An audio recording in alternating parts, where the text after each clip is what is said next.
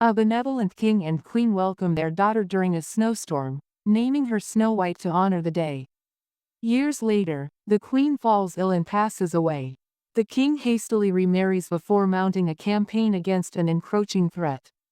When he does not return, the new queen usurps the throne, revealing herself as an enchantress whose vanity surpasses her beauty. Under the evil queen's rule, subjects are either left destitute or conscripted into the royal guard. Snow White, meanwhile, is confined to the palace as a scullery maid. The queen, fearing that Snow White's beauty will outshine her own, consults a magic mirror daily, asking it to name the fairest one of all. The mirror always responds in her favor, pleasing her. One day, Snow White sees Jonathan, the cynical leader of a band of bandits, raiding the pantry. When he is sentenced to be tied to the gates, she frees him and gives him food. That same day, the magic mirror declares that Snow White is now the fairest.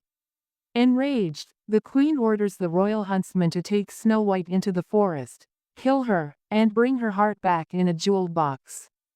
The huntsman instead warns Snow White of the queen's intentions. At his urging, Snow White flees deep into the forest. Woodland creatures lead Snow White to a secluded cottage, where she falls asleep. Later that night, she awakes to find herself confronted by the cottage's owners, 7 magical beings: Doc, Grumpy, Bashful, Sleepy, Sneezy, Happy, and Dopey, who work in a diamond mine. They take pity on her and agree to let her stay.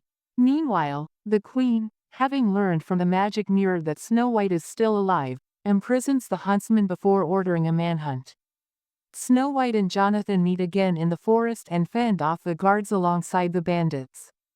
The two realize their feelings for each other before Jonathan departs to find the king, whom Snow White believes may still be alive.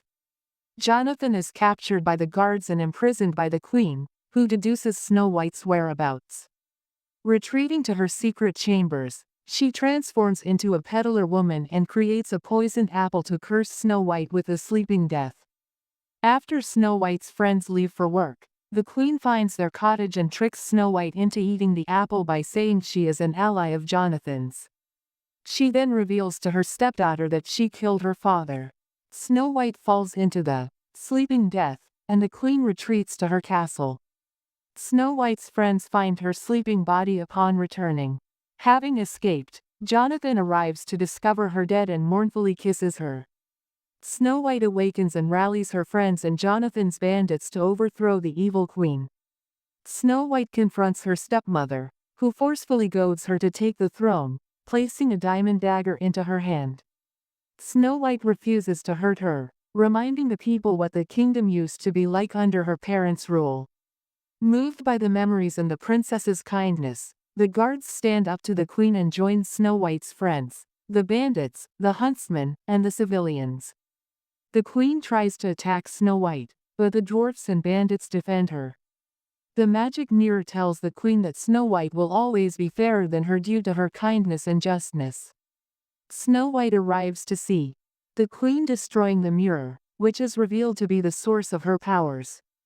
As a result, she turns into glass herself and disappears into a vortex while the magic mirror repairs itself. Having been named the new queen at a grand celebration, Snow White rules the land justly,